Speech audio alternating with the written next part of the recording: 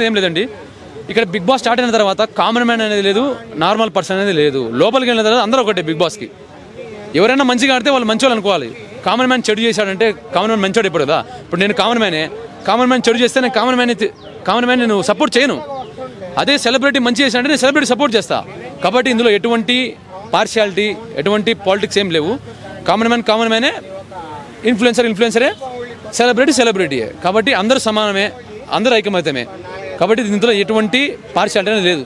కాబట్టి అందరూ ఒకటే. కానీ కామన్ మ్యాన్ అనే వాళ్ళు లేరు ఎక్కువ చెప్పాలంటే. మేము అదే అంటున్నాం అప్పటి నుంచి.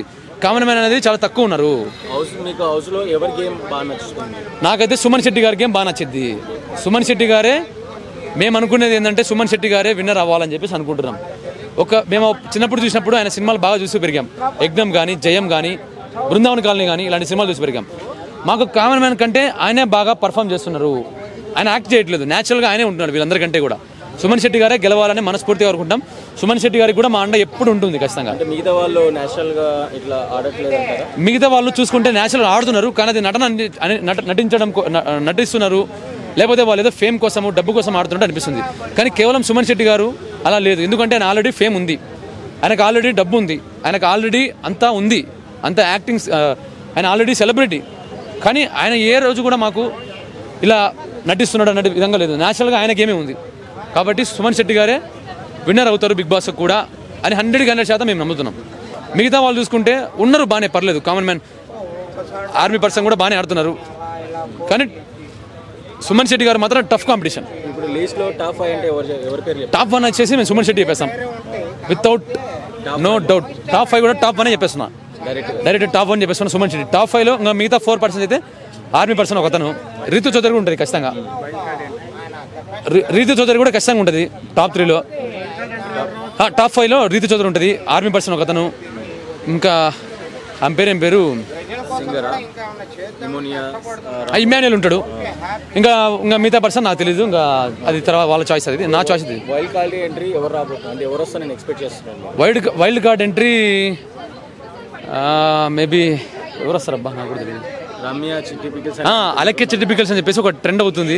ఏమో మరి రావచ్చేమో, ఎందుకంటే ఇప్పుడు వాళ్ళే కదా ట్రెండ్లో ఉండేది. వాళ్ళు కూడా రావచ్చు అని చెప్పేసి అంటున్నారు. ఏమో రావచ్చు మేబీ. మీరు ఆశిస్తే నేను కూడా వెళ్తాను. మీరు ఆశిస్తే నేను వెళ్తా, మీరు సపోర్ట్ చేయండి. వైల్డ్ కార్డ్ ఎంట్రీ నేను వెళ్తా ఖచ్చితంగా. నేను ఫేమ్ కోసం వెళ్తాను, నాకు డబ్బు వద్దు. నా దగ్గర టాలెంట్ ఉంది, ప్రూవ్ చేస్తా, మిమ్మల్ని ఆకట్టుకుంటా, ఆకర్షిస్తా, అలరిస్తా. మీరు సపోర్ట్ చేయండి, నేను వెళ్తాను లోపలికి ఖచ్చితంగా. My request to big boss please దయచేసి నన్ను వైల్డ్ కార్డ్ ఎంట్రీలో తీసుకోండి. నాకు చాలా టాలెంట్ ఉంది, నేను ప్రూవ్ చేసుకుంటా, మిమ్మల్ని ఆకర్షిస్తా, ఆకట్టుకుంటా, అలరిస్తా. మిగతా వాళ్ళ టీమ్స్ అంటే లైక్ తనుజ కానీ, రితి చౌదరి కానీ, ఇంకా మిగతా వాళ్ళు ఎమునియా కానీ, రాము రాథోడ్, వీళ్ళ గేమ్స్ ఎలా అనిపించింది? పర్లేదు, బాగానే ఆడుతున్నారు. జస్ట్ మనం గేమింగ్ని బట్టి టైటిల్ ఇవ్వం కదా, మనం అన్నీ చూసే టైటిల్ ఇస్తాం. టైటిల్ విన్నర్ ఎవరైనా డిసైడ్ చేయాలంటే అన్నీ చూడాలి. జస్ట్ మనం గేమింగ్లో ఒకటి బాగా ఆడేస్తే సరిపోదు. ఆడతారు, అందరూ ఆడతారు, కానీ అన్నీ ఉండాలి. న్యాచురాలిటీ, గేమ్లో న్యాచురాలిటీ మిస్ అవ్వకూడదు, అన్నీ ఉండాలి. కాబట్టి సుమన్ శెట్టి గారు గేమ్ అందులో మాకు బాగా నచ్చింది. కాబట్టి విన్నర్ ఎవరంటే సుమన్ శెట్టి గారు అని చెప్పేసి మేము 100% అనుకుంటాం. అది విషయం. కాబట్టి సుమన్ శెట్టి గారి కోసం ఒక డైలాగ్, అన్నం తినాలి కడుపు నిండా, ఎప్పుడు ఉంటుంది సుమన్ శెట్టి గారికి మా అండ. ఓకేనా? ప్రాణం తీసేవాడు యముడు, సుమన్ శెట్టి గారే మా దేవుడు. మేడం ఏమో ఎవరో నాకు తెలియదు, కానీ వస్తే కూడా అన్న అందరూ సింపతి ప్లే చేస్తున్నాడు, అని తను ఎక్కడ సింపతి ప్లే చేస్తలేదు, ప్రజలు సింపతిగా వచ్చింది ఆటోమేటిక్గా. సో వాస్తవంగా అయితే ఈయనైతే ఇప్పుడు డిజర్వ్ కానీ అన్న టాప్ 3లో అయితే పక్కా ఉంటాడు. అవునన్నా కాదన్న టాప్ 3లో అయితే కూర్చుంటాడు. సంజన కానీ, మన ఇమానియల్ కానీ వీళ్ళైతే టాప్ 3లో ఉంటారు. వైల్డ్ కార్డ్ ఎంట్రీస్ ద్వారా ఏమైనా గేమ్ మార్పులు చేర్పులు అవుతాయి అంటే అప్పుడు ఆలోచించాల్సిన అవసరం అవుతుంది. టాప్ 1లో కానీ, టాప్ 2లో కానీ సంజన, ఇమానియల్, ఈ మధ్య తనుజ కూడా మంచి ఫ్యాన్ బేస్ క్రియేట్ అయిపోయింది. ఎటుకలకైతే ప్రియా శెట్టి ఎప్పుడు దొరుకుద్దని ఎదురు చూస్తారన్న. ప్రియా కానీ, శ్రీజ కానీ, శ్రీజ కొద్దిగా మిస్ అయిపోయింది, కానీ ప్రియా ఇప్పుడు దొరికింది కాబట్టి ఈ వీక్కి తను వెళ్ళిపోయే ఛాన్స్ అయితే క్లియర్ కట్ అనిపిస్తుంది. ప్రియా, హరీష్ అయితే ఇద్దరు డేంజర్ జోన్లో ఉన్నారు. ఇద్దరు ఎప్పుడు వెళ్ళిపోయినా కూడా కామన్ మ్యాన్స్గా నేను ఒక కామన్ మ్యాన్గా చాలా హ్యాపీ ఫీల్ అవుతున్నా. రీతు చౌదరి పర్ఫార్మెన్స్ బాగాలేదు అంటున్నారు, ఎందుకు అసలు?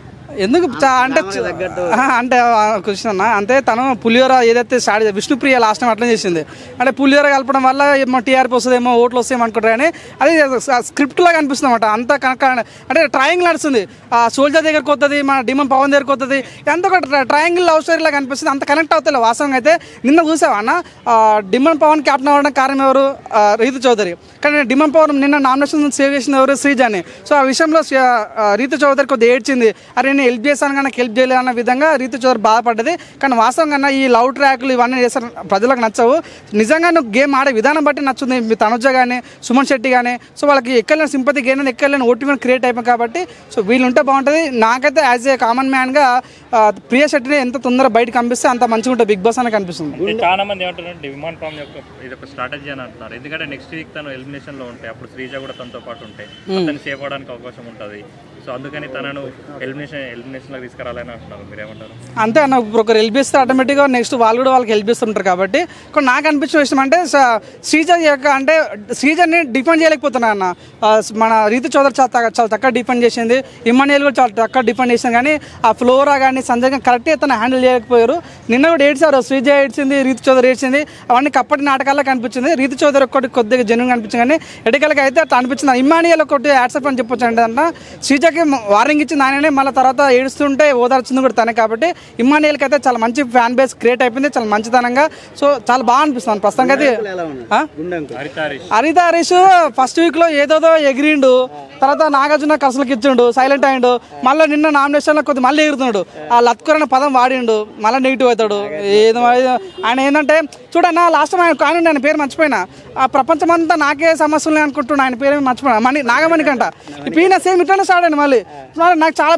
ఫ్యాన్ ప్రాబ్లమ్స్ ఉన్నాయి మా భార్య అట్టుంది ఇది ఎవరు అందరు కూడా బాగా ప్రాబ్లమ్స్ కొత్తగా వచ్చి ఎప్పుడు ఏముంది సో అంత ఇంపార్టెన్స్ ఇస్తాను నేను అది అంటున్నాడు కదా ఇంపార్టెన్స్ అంత మంచి భరణి గారిని ఇమ్మాన్యుయల్ పట్టుకుని అమ్మాయిలతో పోల్చున్నాను ఆయన గాజులు వేసుకుంటారు వీళ్ళు ఆడుల్లో మన అట్లా చూడన్న అంత పెద్ద నేషనల్ షోలో అట్లా పదాడు వాడాల్సిన అవసరం లేదు ఏదో నీకు ఫేమ్ వచ్చింది మాస్ మ్యాన్ డైరీ మాట్లాడడం నమ్మకం ఉంది కానీ ఈ రకంగా వల్గాటిగా మాట్లాడడం అనేది ప్రజలు నచ్చట్లేదు సో అతి త్వరలో తను కూడా 3rd వీక్ 4th వీక్ తను కూడా బయటకు వచ్చేస్తాడు అన్న ఇమ్మాన్యుయల్ నేను చెప్తే కదా ఊరో మాస్ ఆడుతుండవు సాధారణంగా టాక్ ఏంటంటే కమెడియన్స్ కప్పు కొట్టరని ఒక సెంటిమెంట్ మన బిగ్ బాస్ 1 నుంచి చూస్తున్నాం కాబట్టి కానీ ఈసారి ఎందుకో ఆ కమెడియన్స్ కప్పు కొడతారని మన ఫీలింగ్ కలిగింది ఒకటి సుమన్ శెట్టి కానీ ఇంకోటి ఇమ్మాన్యుయల్ కానీ వీళ్ళకి వే ఆఫ్ కామెడీ చాలా బాగా నచ్చుతుంది వైల్డ్ కార్డ్ వచ్చిన వరకు అయితే చెప్పలేము ప్రస్తుతం అయితే వీళ్ళున్న రేషియో పరంగా చూసుకుంటే మాత్రం ఇమ్మాన్యుయల్ తనుజ సంజన వీళ్ళు సుమన్ శెట్టి అయితే టాప్లో ఉన్నారు వీళ్ళని కొట్టలేని స్థానంలో ఉన్నారని చెప్పుకోవచ్చు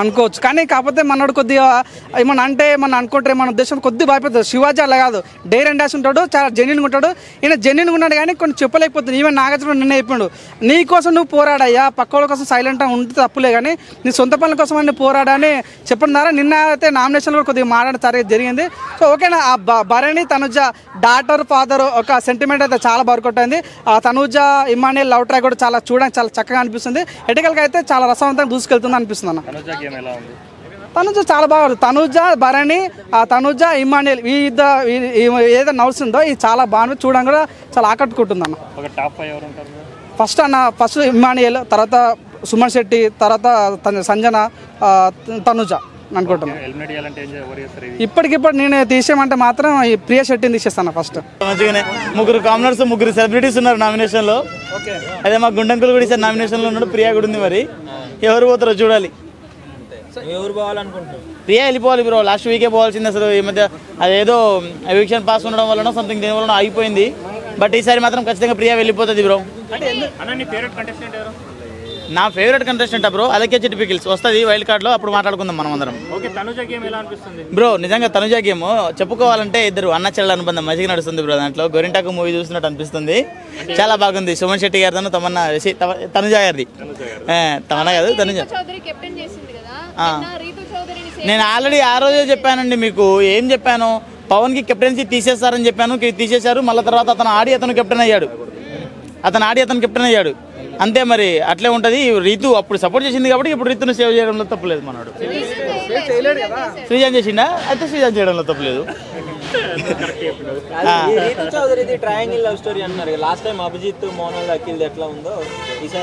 అంతకు మించి యాక్చువల్గా రీతు చౌదరిది ట్రయాంగిల్ లవ్ స్టోరీ కాదు అసలు దానికి యాంగిల్సే లేవు అదేం లవ్ స్టోరీ నాకు అర్థం కాదు. ఊరి బయట ఒకడు, వీధి చివరి ఒకడు, ఊరి చివరి ఒకడు, బిగ్ బాస్ హౌస్లో ఇద్దరు. చాలా అఫేర్స్ ఉన్నాయని చెప్పేసి న్యూస్ వస్తుందండి. మరి ఎంతవరకు కరెక్టో అర్థమైతలేదు. ఈ టైంలో అంటే తను ఈ టైంలో బయటపడ్డది కదా, ఈ టైంలో బయటపడ్డది కాబట్టి తనకు ఈ టైంకి వస్తుంది. అది చాలా వరకు కరెక్ట్ కాదు బ్రో. బయటకు వచ్చినాక ఫేస్ టు ఫేస్ మాట్లాడటమే కరెక్ట్. తన లోపల ఉంది కదా అని చెప్పేసి, పులి బోన్లో ఉంది కదా అని చెప్పేసి నువ్వు బయట కూర్చుంటావు ఎట్లా? పులి బయటకు వచ్చినప్పుడే మాట్లాడదాం. అంటే తను పులి అని చెప్పట్లేదు, ఎగ్జాంపుల్ చెప్తాను. ఓకే బ్రో, ఇమాన్యుల్ గేమ్ మంచిగానే ఉంది. ఈ మధ్య చాలా ఇంప్రూవ్మెంట్ కూడా అయింది అతని గేము. ఆ టైర్ గేమ్ కూడా చాలా బాగుంది. మనోడు చాలా కష్టపడుతున్నాడు. బిగ్ బాస్ సుమన్ శెట్టి ఆయన పట్టు వదలని విక్రమార్కుడు అయ్యా స్వామి. ఆయన్ని అన్ఫేర్గా బయటకు తీసేస్తున్నారు ప్రతి గేమ్. మొన్న ఏదో అది చక్రం భూచక్రం మీద ఉండి అది అన్ఫేర్గా తీసేశారు. ఆ తర్వాత బొమ్మలు దాచుకునేది ఉన్నది, అది అన్ఫేర్గానే తీసేసింది ప్రియా. అసలు ఎందుకు ఆయన మీద ఎందుకు కక్ష పడుతుందో అర్థమవుతలేదు. ఆయనకు అన్నది కదా సుమన్ శెట్టి గారు నా వల్ల తప్పు అయిపోయింది సారీ అంటే, అమ్మ నాకు ఓనర్ ఇచ్చేస్తా అంటే నేను సారీ ఒప్పుకుంటా అన్నాడు. మామూలుగా వేలే ర్యాంప్ ఇచ్చిండు మనోడు. హరిత గారు మాట్లాడారు కదా మొన్న హౌస్లో, బాగానే ఉంది. ఈ మధ్య ఇంప్రూవ్మెంట్ కూడా అయింది మనోడు కూడా. బాగానే ఉంది బ్రో. గుండమామ వెళ్ళిపోయింది కదా మనిషి. నిజంగా మనోడు నేనే తెలివైనోడిని అనుకున్నాడు. ఆయనే అంత తెలివిగా ఫస్ట్ వెళ్ళిపోయిందంటే ఆయన కన్నా మించి తెలివైన వాళ్ళు లేడు ఇంకోడు. అది నా ఫేవరెట్ కంటెస్టెంట్ ఇంకా రాలేదు బ్రో. యాక్చువల్గా అగ్ని పరీక్షలో నాగప్రశాంత్ ఉండే. అబ్బా నాగుప ముక్క అటు వేసిందో అనుకుంటే నాగప్రశాంత్ ఉండే. 2 స్టార్లు ఇచ్చి పుష్పం చేసిర్రు పాపం అతన్ని. వైల్డ్ కార్డ్ ఎంట్రీ అయినా ఇస్తారని చెప్పేసి కోరుకుంటున్నాను. అలాగే ప్రియా చంపొద్దే బయటకు వస్తారు అయినా బ్రో. వైల్డ్ కార్డ్లో తన పేరు ఏదో ఉంటుంది, సీరియల్ యాక్టర్ తను వస్తుంది. ఆ తర్వాత అలకేచెడ్ బెకిల్ పాపల్స్ వస్తుంది. ఏమో వాళ్ళ పేర్లు తెలియదండి, వచ్చిన తర్వాత మాట్లాడదాం. అంతే, అదే కావాలి కదా, ఆమెనే కావాలి కదా. పాప కండలు బాగుంటాయి అందుకని చెప్పేసి మా పాపే కావాలి. పాప కండలు మాకు వాళ్ళందరూ వద్దు, అలకే చిటిపికిల్సే కావాలి. పాయింట్కి వచ్చేస్తాం. పాప కండలే బాగుంటాయి. నేను గుండెల మీద చూడకు, కండలే బాగుంటాయి అంటున్నా.